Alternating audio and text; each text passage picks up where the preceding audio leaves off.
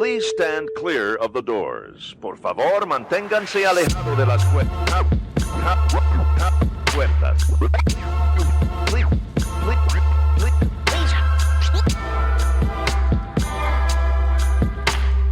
Please stand clear of the doors. Por favor, manténganse alejados.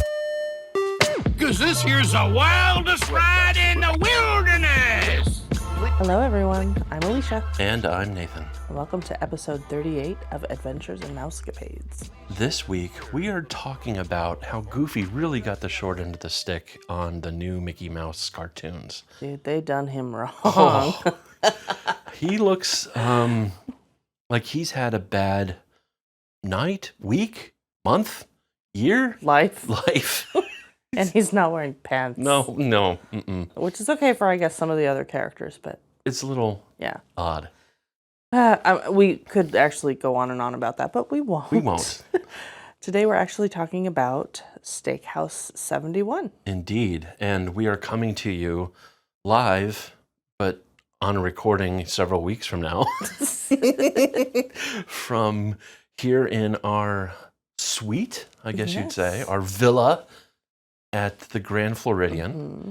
We just got off the monorail coming back around from the Contemporary and had an amazing lunch. It was so good. At Steakhouse 71. Yes. And so we are going to give you kind of our little mini review of Steakhouse 71 while those tastes and experiences are fresh in our minds. Yes, indeed. And those minds may or may not be slightly addled due to some of the concoctions that we had. I'm fine. Okay. I'm fine. Uh-huh. Anywho, so Alicia, can you kind of give a quick review of what Steakhouse 71 is? Steakhouse 71, from Disney World's website itself, a family-friendly steakhouse. Get a taste of Disney heritage when you dine at the newest restaurant in Disney's Contemporary Resort. Named for the year Disney's Contemporary Resort first opened, Steakhouse 71 harkens back to the design style of the 1970s, reimagined in a contemporary, comfortable, and sleek way. You'll even notice some Florida flair, such as orange bird and citrus groves, mixed in with the decor. Indeed, this is a significant upgrade from the space. It used to be Waves Restaurant. Yes, I'm down fairly there certain that's what it was. On the on the bottom floor of the Contemporary. Waves Restaurant was also decorated from the 1970s, but not necessarily in a good way. It was 1970s used car sales lot, kind of something like that. Yeah. I don't know. The food was still good though. The food was good. Yeah, the decor was not. Yeah. No, it looks really nice in there. Entering in, you have dark wood. I don't know what wood that would be. A dark wood. Like awning area, and there's some silver and gold accents here and there. Yeah. Walking down the hallway, there's pictures from the first days of the resort, basically. The construction of Disney World, and specifically Magic Kingdom, and the monorail, and the Contemporary. Yep. And it's cool to see. It's really, really neat. And I will say, kind of just stepping back, bigger picture, we stayed at the Contemporary, we stayed at Bay Lake Tower a year ago, and they were in the middle of refreshing all of the rooms at the Contemporary Resort. I can't remember if they had announced the theming yet or not. I think they had just announced it, like literally, like just announced it. And people were kind of like freaked out that they're throwing IP at the Contemporary and intellectual property. They're characterizing the Contemporary. And we got off the monorail and were floored by just the tasteful way that they introduced the Incredibles universe to the Contemporary. Just there's some posters, the wallpaper, just it's a blend of that contemporary from the 70s, but like that contemporary resort trapezoidal style and color palette from Mary Blair's murals, with some fantastic rugs that are very like orange hues. It's very 70s, but it's modern and fresh, and it's Incredibles, and you can probably hear the ferry boat going off in the background, but that's okay. Anyhow, Steakhouse 71 takes that just to just a nice fresh level. Like it's got wood ceilings or wood beams, wood board ceilings. It's just light, it's airy, it's fresh, it's open. The seating, the tables, super comfortable. Yes, very comfy. We had Alicia and myself and Sterling with us. Caitlin flies out tomorrow To join us for our trip. And so it was just the three of us for lunch. And it was, Yeah, it was great. It was fantastic. We didn't see the entirety of the restaurant. I know there's a lounge there as well. We haven't gone to that. We are planning on going back in September sometime because it was just delicious. Yes. But the murals we saw were very nice. I really liked the wallpaper in places. Sterling made mention that his chair felt like air. I don't know what that means, but that's what he said. Indeed. What did you think of the menu? The menu looked very good. There was a couple things that I wanted to get, and it's always nice when you have to pick and choose between what you want to eat. Absolutely. There have been places we've gone to before where I'm like, that's it. That's the only thing that looks appetizing to me on the menu. But there are multiple things on here absolutely. that I would go back and try. And this was just the lunch menu. Yeah. So we'll give a quick rundown of the appetizers. They have a French onion soup, a baby iceberg wedge salad, a fork and knife Caesar salad, Steakhouse 71 onion rings, shrimp cocktail, sea salt dusted potato brioche, bacon and eggs, lump crab cakes, and a chopped salad. The Steakhouse 71 chopped salad. I apologize. That's okay. Branding is important. Now, we did not do an appetizer this go round. I did see a couple of people had gotten onion rings, just seeing servers walking by with them. And I don't like onion rings, but they looked really good. They're humongous onion rings. So if you like onion rings, maybe that's your thing to do. On the entree side, they had again, this is the lunch menu, not dinner. They had crab cake sliders, a prime rib sandwich, the stack burger, a turkey club, and a gourmet grilled cheese. There's a note here saying sliders, burgers, and sandwiches are served with your choice of petite wedge salad, Parmesan fries, or pasta salad. There's also additional entrees down here that are kind of off by themselves. Steak frites, vegetable Wellington, Salisbury steak, and fennel and citrus crusted salmon. Indeed. So, yeah, like Alicia said, there are multiple things on this menu that were piquing our interest. I think the gourmet grilled cheese I would love to try someday. It's a toasted brioche. It's got Gruyere, smoked Gouda, shredded pork belly, caramelized onion jam, and arugula. That sounds like a hell of a grilled cheese sandwich. The turkey club looked amazing. Oven roasted turkey, applewood smoked bacon, lemon aioli, lettuce, tomato, served on brioche. But Alicia, your selection. Yes. So it was like a three-way tie between the stack burger, the steak frites, and the prime rib sandwich. The steak frites is hanger steak, garlic parmesan waffle fries, chimichurri, and truffle aioli. The prime rib sandwich is shaved prime rib, caramelized onions, herb aioli, provolone cheese, arugula, and horseradish cream. I went with the prime rib sandwich. And I had the burger, which is a signature blend of beef, pork belly, American cheese, lemon aioli, red onion, house-made pickles on a brioche bun. I will admit, I had them hold the pickles. Yes, but you kept everything else. I kept everything else, yeah, which is not me. Yeah, we usually don't do that. I'm very much, I like to taste the burger. Yeah. And that's pretty much it. Cheese is fine. Ketchup is fine. Yeah. Occasionally, if there's a sauce on there, I'll keep it on there. But I don't like a lot of other stuff on my burger. Right, right. Now, of course, before we dive into our entrees, we have to get, lubricated, liquidated, refreshed. Libated? We need some drinks. Alicia, do you want to talk about what you had? Sure. So they had a long list of specialty cocktails. There were two that I was looking at. One of them was the Coco Boulevardier, which is Knob Creek Disney Single Barrel Reserve Bourbon, Campari, Carpano Antica, Formula Vermouth, and Chocolate Bitters. And then the Magical Beacon Cocktail, which I believe they have at multiple restaurants, which is Empress 1908 Gin, Bowls Blue Curacao, Minute Maid Premium Lemonade. I don't know how to say this. Orgeat, Almond? I don't know. Something like that. Something like that. Lemon, Hibiscus Grenadine, and a souvenir glow cube. The globe cube really sealed the deal. Yeah, that was it. Yeah. Well, I asked our server. I was like, "Here's the two I'm looking at. What would you recommend?" And he said he liked the Magical Beacon Cocktail better.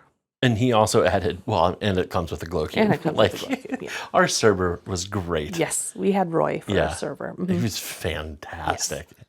I went with the Magical Beacon Cocktail. Yep, which we have seen on a couple other menus. And I keep reading that as Magical Bacon Cocktail. That's something totally That's different. very, very different. Yes. It was good. It's a bit strong. I'm still feeling some effects from it. I cannot handle my liquor. I don't know if that's the right way to say it. I'm a cheap date. What? Yeah. I don't drink very often at all. So when I do have stuff, I get buzzed pretty quickly. But I only do it at Disney, so we're good, right? That's right. Yes, we don't drink a ton, but when we do drink, it's usually at Disney. Yes. And then I was having trouble deciding between a couple beers. They had a Florida Beer Company Key West Sunset Ale, and they had a Three Daughters Beach Blonde Ale. And Roy helpfully suggested, "Hey, why don't I just bring you a sample of both?" And I happily obliged. I will say they also had an IPA, a Cigar City High Life IPA. I am not an IPA drinker. I definitely do not enjoy all of the hops and bitter taste of that. And for my palate, I thought the Sunset Ale was in that direction as well. It was very, very hoppy, a little bitter. Like the first word out of my mouth was like skunky. Like it's not in a bad way, but just like it's got a kick on it. And that's just not the kind you like, of beer I like at all. Yep. It reminded me of, I remember, and this is going to sound weird, like my parents had some Lowenbrau way, way back in the day when I was a lot younger, and it had been sitting around for a little bit. And when I say a little bit, it's probably a couple years, and they had some, and I remember I had a sip, and it tasted like that. It was a little rough for me, but so I went with the Three Daughters Beach Blonde Ale, and it was fantastic. Sterling had a Sprite. Sterling had a Sprite, but he didn't realize it was there. He thought it was water for a long time because it came with our waters. I always get water with my meal. Exactly. Yeah. Oh well. I should say he got the kids' cheeseburger and mashed potatoes and ice cream sundae. Yes. For his choices for the menu. Indeed. Yep. And he liked his burger. He liked his burger. He was not a fan of the mashed potatoes. He did not like the mashed potatoes. He is an exceptionally picky eater at times, and so are we. Yeah, very true. Very true. But you had a little taste of his mashed potatoes. They taste like mashed potatoes. Okay. I mean, we did have mashed potatoes last night at Citrico's. Yes. That were phenomenal. Yeah. And I think he was hoping that they would taste like those. No. I think if we hadn't gone to Citrico's last night, he would have been fine with these mashed potatoes. Got it. So we're creating a snob. Yep. Mm-hmm, sweet. Sure. Or not last night, night before. That's all right. Yeah. Food-wise. Yeah. My prime rib sandwich. Yeah. Was so good. So I picked it up, and some of it fell out the side because it was chock full of prime rib. And I got it on a fork and gave some to Nathan so he could try it too. I'm not great at describing food. It's other than Oh my gosh, this was so damn good. The prime rib, it's shaved prime rib and it's seasoned perfectly. It's got, in some places, it's like a little charred in places, so you have that nice little crunch with it. Just paired with the cheese and the aioli and the arugula, has that nice crisp flavor. I know that it said there was caramelized onions in there. They were not overpowering. I didn't really, I'm sure they were in there. I didn't notice them. But just the whole amalgamation of flavors right there was phenomenal, along with the roll that it was on with the buttery taste on it. Top notch. Yeah, the forkful of prime rib that you gave me, the prime rib was like melt in your mouth. Amazing. Very good. Just a phenomenal texture, a very, just the seasoning, like a little bit salty, like it was perfect. The herb aioli that was on there, just kind of infused into all that, was fantastic. That was an amazing bite. Yes. Oh, and there was horseradish as well on the side, and it was like whipped horseradish. Ooh. That was really good. I didn't slather it on. Occasionally I would dip a little bit onto the bite I was about to eat. Nice. That made a nice addition as well. Nice.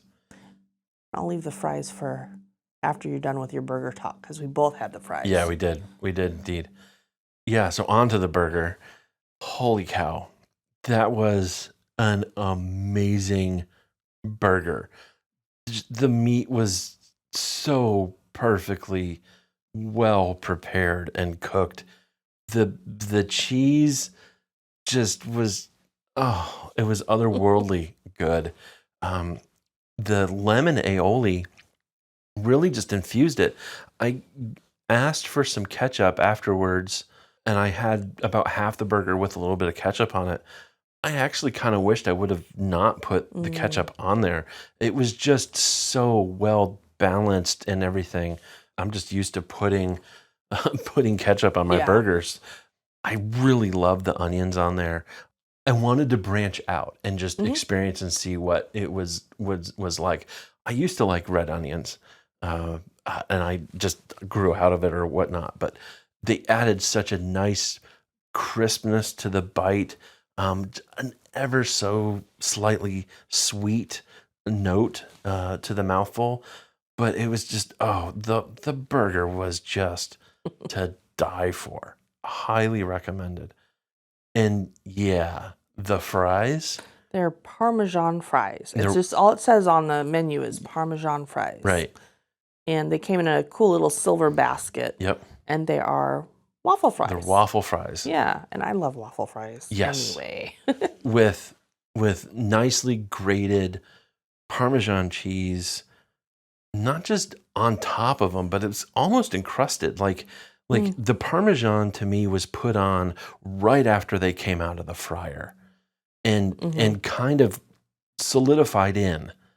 You know, like it was bound to the potato in such a nice way. Like it was just a touch crispy, but that taste was so good.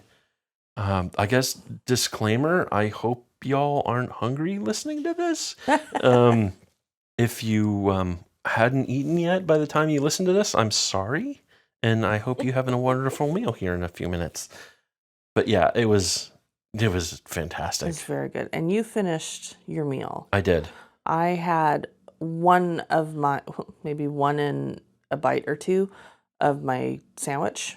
Yeah, you had half. It was cut in halves. You had one whole half and a couple bites out of the second one. Yes, and a couple of the Parmesan fries. Sterling was not a fan of the Parmesan fries, by the way. That's okay. It's okay. We liked them. More for us. Yeah, and he got a dessert with his kids' meal because one of the sides he chose was a sundae, and so we decided to get dessert as well. Yeah, I mean, when in Rome. Yeah. Yeah. And we've heard a lot about some of the desserts here. Oh, yes, we have. So there is the Steakhouse 71 chocolate cake, which is layers of whiskey-infused chocolate cake, chocolate mousse, raspberries. There's ambrosia, which is coconut chiffon cake, mandarin curd, compressed pineapple. Creme brulee, which is vanilla and chocolate layered creme brulee, fresh berries, and chantilly cream. And the apple tart tatin, caramelized Granny Smith apples, puff pastry, and blackberry gelato. And I've heard so much about the Steakhouse 71 chocolate cake. Like, it's so big. Yeah. But it's a 15-layer cake. Yes, it's a 15-layer cake. But we'll have some and then bring the rest back to the room because we know our daughter will want to try some of this cake. Oh, absolutely. And yeah, so we got that, and I got the ambrosia as well because it just sounded good to me. Mm-hmm. This cake is literally the best chocolate cake I have ever had. And folks, she has sampled I've had a few far and wide the selections globally of chocolate cakes. This one tops the list. Yes, it was amazing, and you said it was delicious. It was incredible. I was expecting your typical chocolate cake. Mm-hmm. Yeah, it's chocolate, it's cake, it's good. Mm-hmm. This had a level to it that I was not expecting. It had a lot of dark chocolate overtones to it, which can be a little bit more bitter and typically are something that you would experience in a very dense and heavy chocolate cake. Yes. And so your mouth gets that note on your tongue the moment you put the forkful into your mouth and you're like, okay, I know what to expect here. Except no, as you have a little bit more, as you start to chew, it is light, it is airy, there's some sweetness coming out of some of the layers. It is perfect. It is so well done. It's very well balanced. It is not too sweet. Nope. It is not bitter. It is the lightest, not richest. It's rich, but it's light. Yeah. And just damn delicious. Oh my gosh. Yes, it was good. I only had one little bite of that. Yeah. Saving it for later. And it had a nice little chocolate decoration and a raspberry on the top. And there were little bits of raspberry blob. I know that's not the technical term, but I'm saying raspberry blob. It's better than raspberry droppings. This is true. I'll stick with blob. Yep. And the ambrosia I had, I wasn't exactly sure what this was. I asked Roy about it. He explained what it was. The coconut cake. It's got coconut and orangey, mandarin, and pineapple. I'm like, yeah, sure, that sounds good. Nice and fresh. Yeah. And it was a very nice citrusy, fresh flavor to it. It reminded me of, this is going to sound weird, like Jell-O ambrosia is something that I think my grandma made. Like marshmallow Jell-O salad, I think. I don't know what to call it other than that. It's like a mix of obviously Jell-O, since I've said that a couple of times, coconut and marshmallow and whipped cream. It made me think of that, but this was better. Not that that was bad, but this was really good. Sorry, Grandma. Just the coconut cake on the bottom was the bottom layer. It was nice and light and airy. You had mandarin curd in the middle, and then compressed pineapple on top of that. And there, I may not be getting that right. There's a whole bunch of stuff on there. It was all very good, and there was a cake layer on the bottom, kind of a moussey-ish layer on top of that, and then some yellow dollops on top of all that with meringue drops. 5 meringue drops on top. It's a very pretty looking dessert. It is stunning, yeah. And it is encompassed, it's circular, and it's encompassed with a kind of a key lime color white chocolate ring, and then same thing, medallions, some large medallions on top of it, with the raspberry droppings on the plate as well. This is good. I ate most of this one. Just nice, fresh, light dessert. Yeah, there's a bunch of flavors in here that are not my favorite. Yes. The pineapple, the coconut. Anyhow, I enjoyed a couple forks of the chocolate cake, but I was kind of done. I didn't we had a bigger breakfast this morning at the Grand Floridian Cafe, and then we had this lunch. We're hitting the not so scary Christmas. Oh my gosh. The not so scary Halloween party later on this evening. Actually, so excited for here this. Actually, we could go now. right now Yeah. and get into the park. But I think there's a thunderstorm that's going to roll through, I do believe. Yep. Let that pass over and then we'll head out for the evening. But it was so good. This whole meal, front to back, top to bottom, was excellent. Roy was fantastic. Yes. And we absolutely showed our appreciation to him. And and Sterling's sundae. Oh, it's so cool. It's like a deconstructed sundae. Yeah, it comes out on a custom plate and platter. It has a scoop of ice cream, and then it has a partitioned plate that has a bunch of Mickey sprinkles in it and a bunch of chocolate chips, and then the middle section there is chocolate sauce. Yep. And Sterling mixed and matched, and at one point was just eating scooping spoonfuls of sprinkles. He was just eating the sprinkles. It's like, here's my spoon, here's the sprinkles, here we go. He did not have any chocolate chips because he does not like dark chocolate, and they were dark chocolate chips. That's why he asked us to sample the chocolate for him. Got it. I don't know. It's chocolate. It tastes good to me. Right. But yes, he had fun having a little chemistry experiment with chocolate sauce and ice cream, and see how soupy you could make it. It looked good. I mean, it did look good. I like ice cream soup. Yeah. Fantastic. This restaurant was very good. Oh, yeah. We will be going here again. We hope to go here in September for an evening meal for dinner. 100%. Try some of the steaks. Absolutely. In fact, we should figure out what day we want to do that and make a reservation. Yep. So that will be coming to our phones at some point, probably after we finish recording. But yeah, this was Steakhouse 71.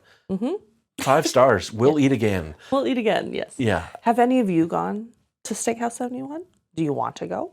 You should, if you haven't. Yes. Yes. Yes. And if you have, you know why we're singing its praises. It is a fantastic restaurant. Now, I will note, it was a little loud. Oh, yeah. It was quite loud in there. When we first got in. Yeah. It didn't seem like it stayed that level. It emptied out a little. Yeah. We had a 1:35 reservation. We checked in at 1:05 and got our table pretty much right away. Yeah. Yeah, I will say by 2 o'clock or so, the room was, 2/3, maybe half full. It was noticeably different. You could hear a lot better. I love the soundtrack in there. It's all 50s and 60s, like bop, jazz, but very tastefully done. We walked in and sat down, and Miles Davis's rendition of "Someday My Prince Will Come" was playing, very Disney apropos. Yeah, it was just... It was good. It was a really great restaurant, and I am so looking forward to going back and trying a steak for dinner. Now, Roy did say they had 3 steaks from the dinner menu that they could make available for lunch. So if you want to do a heavier lunch, that option at Steakhouse 71 is available to you. But we didn't go down that route, and we'll definitely be sampling some steak here in a few weeks. We'll have to do a comparison between Citrico's, Topolino's, and Steakhouse 71 for steaks. Man, it's a hard job here bringing you guys content here on the podcast, but these are the sacrifices that we will make for you. Sacrifices, definitely. Sacrifices.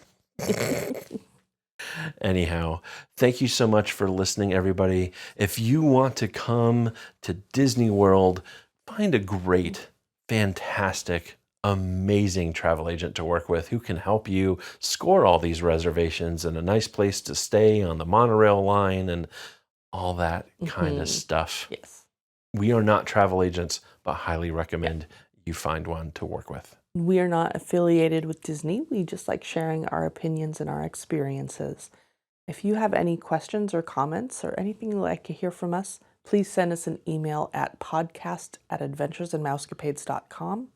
Give us a follow on social media. We're on Facebook, Instagram, and Twitter at Our Mousecapades.